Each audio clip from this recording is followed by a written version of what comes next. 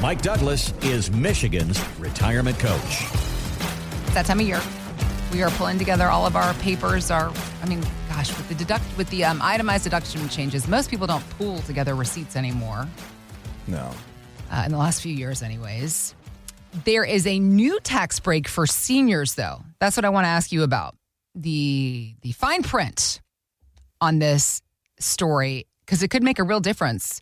Thanks to the One Big Beautiful Bill Act, anyone 65 or older can claim an extra deduction. $6,000 for singles, $12,000 for couples. That's on top of the standard deduction, which can add up to a nice perk for seniors. But I want to check myself because the story is anybody over the age of 65? No, because the deduction does phase out at higher income levels. Mm-hmm. Still, for those who qualify, it's a substantial savings. So how are you helping retirees understand where they fall within these limits and how to maximize this and or other benefits for 2026? And I guess maybe all the years ahead. Yeah, so there's the rules have changed a little bit. So when we got the One Big Beautiful Bill Act, everybody said, oh, well, so everything stays the same. Well, no, there's actually some new things that we need to factor in.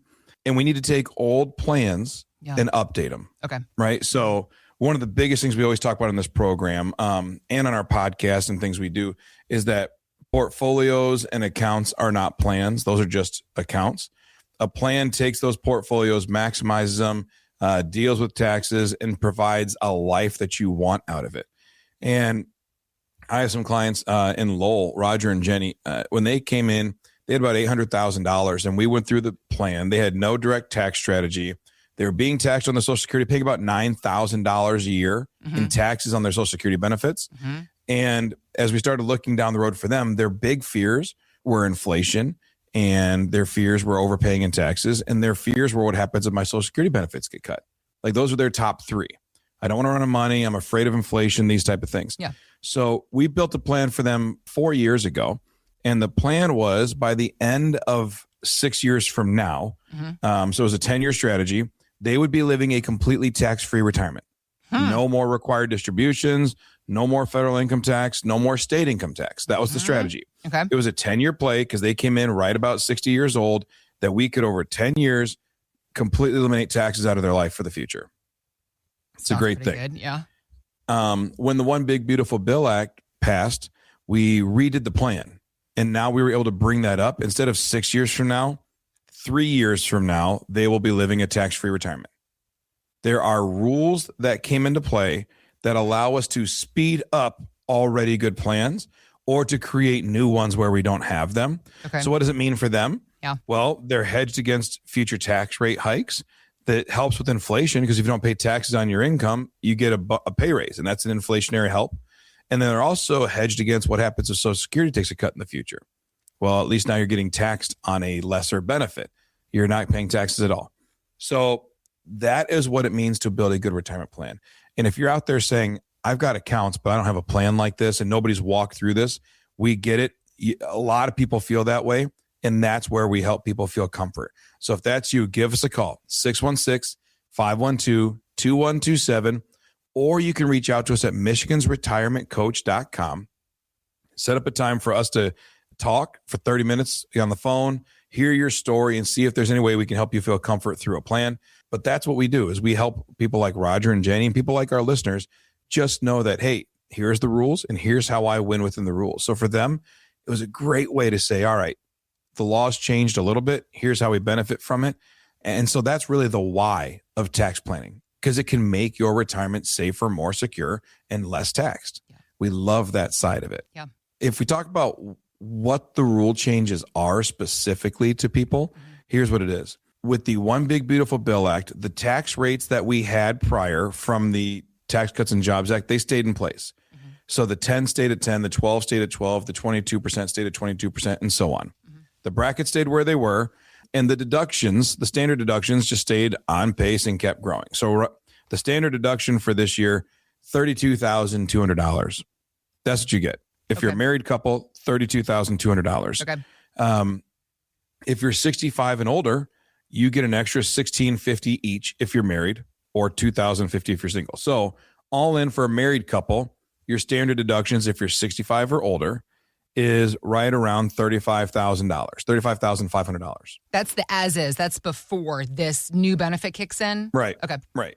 So you get $35,000. Your first $35,000 of taxable income, you pay no taxes on. Okay.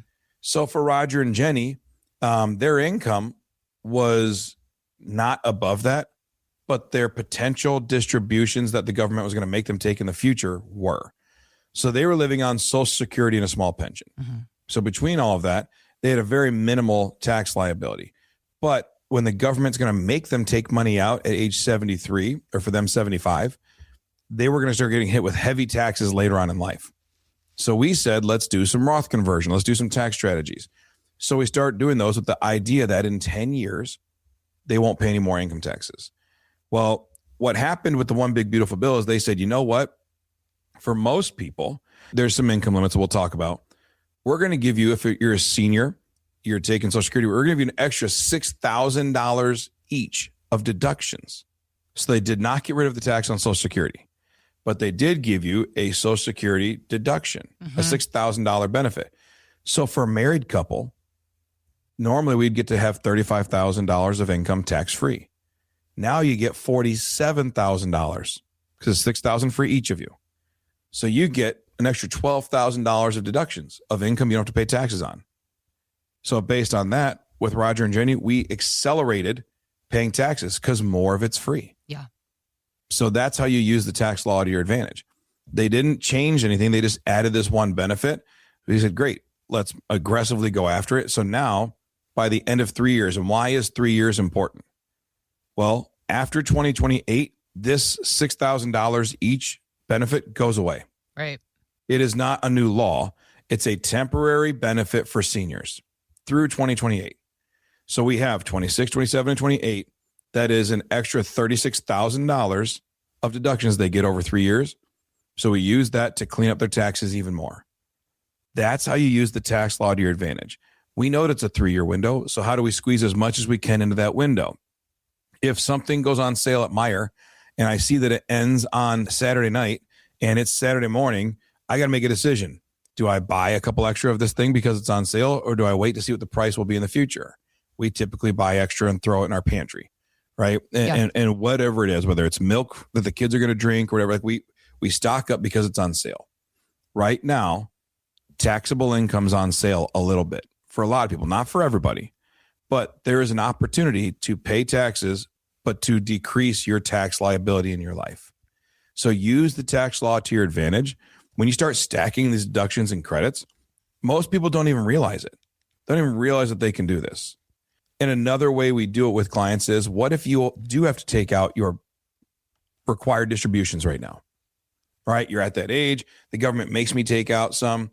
All right, well, I take money, I give it to my church, I get a giving statement back from my church, but my standard deduction is greater than my giving statement. So I don't really benefit from the giving statement. But if you do a qualified charitable distribution, which is another way of getting money out of your IRA, not paying taxes on it, and getting it over to your church, you get a tax-free distribution from your IRA and you get your full standard deduction. So there's all these strategies to start stacking tax rules to your advantage, where in a year, if you're using qualified charitable distributions and things, you can do about a free $147,000 of taxable income and not pay taxes on it. There is really, really good strategy to this. So you just have to know what the rules are. You got to know what you're doing. Like, don't just be willy-nilly this. You gotta know how it applies. Right. And you have to be working with someone who understands that. Yeah. Right. Like, I'm just not willing to let my clients pay taxes just because it's easier than dealing with taxes, which is how we typically treat them. Right. People in life say, I don't want to deal with taxes. I just settle up and pay them. Mm-hmm. That's not what we feel. We feel that you've worked for all these years, you saved, and you've made it work for all these years. Why would you give away extra money to the government? Don't overpay in taxes. Yeah. That's not a good thing. I have one more thing, but before I do, if this is you and you're listening and saying, I agree, I don't want to overpay in taxes, but I also don't want to take time to learn the tax code, can I talk to someone who does it, who knows it, who understands it? Yes, you can. Give us a call, 616-512-2127. Give us a call. We'll set up a time for you and I to have a conversation on the phone, and we will hear your story and hopefully answer your tax questions. 616-512-2127. I remember when Kimberly and I, so Gavin was like 2, Zachary was probably 6 months old, right around there. Mm-hmm. And we sat down at our little dining room table in our first little house, and we're talking about it. And I said to Kimberly, I think we need to start putting money in our first 401k. And she was like, I said, I'd like us to save 10% of our income, because I just gone through it. She laughed at you. And yeah. And I was like, I think this is what we should do. And she said, 10% from where? Like, where is this extra money that I don't know about? Right. Because diapers and formula and again, our first home, and we didn't have any money. We're trying to build a life together and try to build a company. And I'm like, we have to start saving. And she says, we don't have any money to do that. So over several nights, we had this discussion. And eventually we came to an understanding of how we could cut back elsewhere to put money in our 401ks. Now, again, when you're 26 years old, 27 years old, retirement's a million years away in your mind. Mm-hmm. It's a different life. Mm-hmm. And so to make that decision was really tough. And I kept telling her, I was like, I've seen the calculators, I've done the numbers. It's going to be worth it. And so we had this discussion, and it was a sacrificial gift. We put more in our 401k now, and it's not the sacrifice that it was to take that money and put it in back then. And a lot of our listeners, a lot of our clients, they've had this exact moment when they started very sacrificially putting into their 401ks. And I told her, I said, it'll be worth it. And then our first statement comes in a couple months later. And I said, great, this is when I get to prove to Kimberly that we're rich because of my wisdom.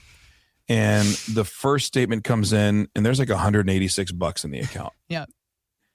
And I was so deflated and so defeated. Yeah. And I was like, we said we sacrificed, like we stressed out over this $185 because there wasn't $185 to give, but we found it. Yep.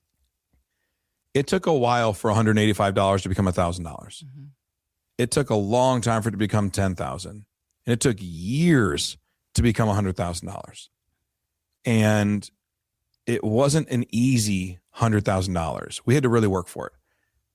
And yet, at the end of our work time, at the end of our lives, people don't want to deal with taxes because it's painful, it's whatever. And yet they will do things that makes them pay an extra $50,000 to $100,000 in taxes. So don't even think about it just as dollars. Think about how many years it took you to get that first $50,000 or $100,000 in your account. Now, everybody says they don't want to pay taxes, but most people aren't willing to take the step to stop paying them. That's what we do. We help you take that first step. We show you the first step to stop paying taxes on that, because you to stop paying the unnecessary taxes. Unnecessary taxes, right. And that's for Roger and Jenny. They'll never pay federal income taxes again or state income taxes again after the next 3 years, because they took the first step. They were willing to do it. Yeah. And now everything they've built over the last 40 years is protected. Yeah. So that's what it means to have a good tax strategy. Not just about saving money, but valuing and saving the years that you built this thing. So if you'd like to have a good tax conversation to understand how to protect what you have and to pay as little as possible in taxes over your life and set up a tax-free retirement, give us a call, 616-512-2127, or you can reach out to us at michigansretirementcoach.com. We opened up 5 spots on Mike's calendar just for radio listeners today. So call right now, reserve a time for your initial phone conversation. Just you and Mike on the phone. This is a no fee, no obligation initial conversation, so you can ask your questions and he can explain how he might be able to help you figure out a tax plan for yourself, for your goals, for the years ahead. Not everybody can have a tax-free retirement like Roger and Jenny, but what if you could work to reduce the unnecessary taxes in retirement? This is what Mike and his team want to show you, what your options might be. So it's 616-512-2127. Another big question lingering is far as what to do, what we can do now, being proactive, is the conversation around Social Security. And this has been one that's really starting to boil over because the clock is ticking. And will 2026 be the year that Congress finally figures out what the heck to do with Social Security? We're now less than 8 years away from the program's trust fund running out of money if Congress does nothing to fix what's going wrong with it, possibly triggering huge across-the-board cuts in benefits. This is Mike Murphy with the Committee for a Responsible Federal Budget. He was on the Mandy Connell podcast talking about this very situation. It's coming now. We need to get on it. So the issue here is Social Security. It's a vitally important federal program. There's 70 million people about on Social Security. There's going to be more by the time, 2033 rolls around. When we reach that point, by law, they are required, when it goes insolvent, to match what the scheduled benefits are with the revenues that are coming in. And when that happens, it would have to be in a 23% across the board cut. That is estimated to be equating to about $17,000 for the average middle income couple. It would be truly devastating. Even if you've got $2, $5, $10 million saved, you find out that you're getting a $17,000 pay cut from your employer, for example. That's what that's like, essentially. Nobody wants to hear this, Mike. Of course, nobody wants to roll the dice based on what the government's going to do or not do. So how are you helping folks plan ahead and figure this out? What can we do? Yeah. Well, and again, to understand the rules is a good way to prepare. Yeah. So I'm going to go back to Roger and Jenny for just a second. Part of what we did with them in our tax-free strategy is we layered out tax-free income for the future. Okay. We started thinking of their portfolio in terms of a timeline rather than a dollar amount. How much money will you need 5 years from now? How much money will you need 10 years from now, 15 years from now? We started to take chunks of money and segment it and put it in a 5-year crock pot, 7-year crock pot, 10-year crock pot, and just let it get to the point where at this point, I'll turn this account on. And it will kick off this much income from dividends or from an annuity or from whatever strategies we have, preferred stocks. And so we created this model that says, here's what I turn on and when. And one of those that we turned on was in case of emergency break glass type of a plan. Okay. All right. If they cut me by 23%, we figured out for them, it was about a $13,000 issue. Wow. So as a result, we are going to prepare them for that. And if that happens, here's how we turn on that extra income so you don't see any change in lifestyle. So, and again, for us, most importantly, it's not even just that it's income, it's tax-free income that they get to take out. So it's one thing to turn on income, but then taxes. But I'm guessing if they cut Social Security, they're going to raise taxes. That's my guess. Okay. As a person and as a financial professional. Okay. I can't say it with certainty. Yeah. But there's no way that they cut benefits and don't raise taxes. Okay. It's just they're going to have to do two things. They can't do one. Okay. So, and even if they don't cut benefits, they're going to have to raise taxes to pay for the benefits. It's not going to come out of nowhere. So we have to be prepared for the fact that they'll either raise taxes to keep the benefit, which means you get less, or they will cut benefits, which means you get less. For people, we can build strategy that says, all right, today is 2026. In 2030, here's the extra bunch of money I get to turn on. And then in 2033 or 25, here's how I get more income. There's strategies to it. Retirement planning isn't about, do I buy Apple stock or NVIDIA stock? It's about, how do I use this money the most efficient way possible, the least taxable way possible, and the most rewarding way possible for our life. We want to use this money because it took us so long to save. It took us a hard sacrifice to build this thing up. And I don't want the government to move the goalposts on me, and now I don't get to live the life I want. The fulfillment of retirement is not hitting $1 million. It's living out your dreams and accomplishing your goals. So that's what we do. We build plans that do that. And that covers your income, your taxes, your estate plan, your risk, your legacy. All that comes together to say, here's how we retire the right way. If that's what you're looking for, if that's how you want to make sure you're covered, give us a call, 616-512-2127. Do not gamble on Congress or the government doing you a favor. Plan and protect yourself. 616-512-2127, or you can get us at michigansretirementcoach.com. So let's talk some of the technical details that we might not have right in our heads, despite what we think we have down on paper, because many people believe if they have a will or a trust, that will keep their family out of court to settle their affairs once they've passed. But there's an article on financial website, marketwatch.com, saying that that's not necessarily the case. And it starts with this statement: a little probate never hurt anyone. Ugh. What's your take, Il? So you're saying that you love the idea. The idea okay. that probate's good for anybody is awful. It's good for here's the problem. lawyers. Yeah, it's good for billable hours. Yeah. It's good for the government. Yeah. Here's the thing. People have wild misunderstandings about estate plans. Really? Because it's a difficult topic to talk about, and most people want to avoid two things in life, and it's the two certainties in life, Right. which is Death and taxes. And so estate planning is that thing. I don't want to deal with that, but here it is.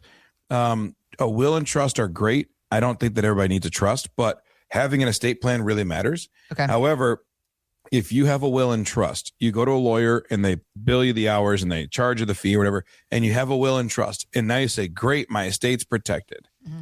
That's not true. Unless you fund a trust, it is just an empty safety deposit box with nothing inside of it. So a trust is designed to be a safety deposit box for your assets that you put in there. It helps you avoid probate. It protects from creditors. It can do a lot of good stuff. Yeah. But if you never take, like out of movies or whatever, if you don't take the diamonds and put them in the safety deposit box, then they're not protected. So in the same way, you say, well, I've got my home and this and that, but I got a trust. Well, how did you put the home inside the trust? How did you put your cars inside the trust? How did you put your investments how did you do that? How did you get things inside the trust? Well, if you don't fund it, which means to label it as a beneficiary, it's not in the trust. You have to put things inside. A will doesn't avoid probate. And some people say a will actually invites it. And if the assets aren't truly properly titled, estate planning is just paperwork. It doesn't actually protect. If you do good estate planning, it aligns things. Once you put assets in a trust, it no longer goes through probate. Well, what about stuff that, some people say, well, I've got all these investments and I want them to all go to my trust. I'll give you an example that I had real life with a client. Okay. He comes in and we're dealing with stuff and he's got this old 401k. I mean, like a 25-year-old 401k. Okay. And we're going through and he goes, I'm pretty sure it's all set. And I said, I would like you to please bring in all of your plan statements from it. Well, I don't have one. I said, well, we need to get one. We need to get a statement from this old 401k. We get an old statement from a 25-year-old 401k. And it had as the beneficiary his ex-wife of 20 years. And that's how it is currently today. That's what it still said on there. Wow. And it's not because like their divorce decree required it. She had no, I'm going to say rights to it. Please hear that, my heart on that. It's not that, but it wasn't part of the divorce settlement that she got it. Right. He just never changed the beneficiary. He never thought about it. So as we're going through, we're saying, hey, is he remarried this now? Isn't good. Yeah. So he's remarried. With He's got this old 401k. And if he passes, his ex-wife gets it. Period. Like there's no changing that. It does not matter that his will says his wife gets everything. Yep. It doesn't. Yep. What matters is that the beneficiary designation trumps all your estate planning documents. So you need to get your beneficiary documents to say to my wife or to my kids or to my trust, wherever you want it to go, because those will trump anything you have from your estate planning attorney. Okay. So beneficiary designations matter more than that. And that's a free update. We pay attorneys for will and trust. You can update your bennies for free. So bank accounts, 401ks, IRAs, brokerage accounts, everything in the world. Yeah. Anything that you can put a beneficiary on, put it and title it properly. Yeah. Your beneficiaries matter more than your documents. Got it. So don't forget that. Yep. And then kind of the last thing here. So obviously a will or trust, number one, will or trust don't avoid probate unless you properly fund the trust. Number two, beneficiary designations are more important than the will and trust. Number three, true estate planning is a team sport.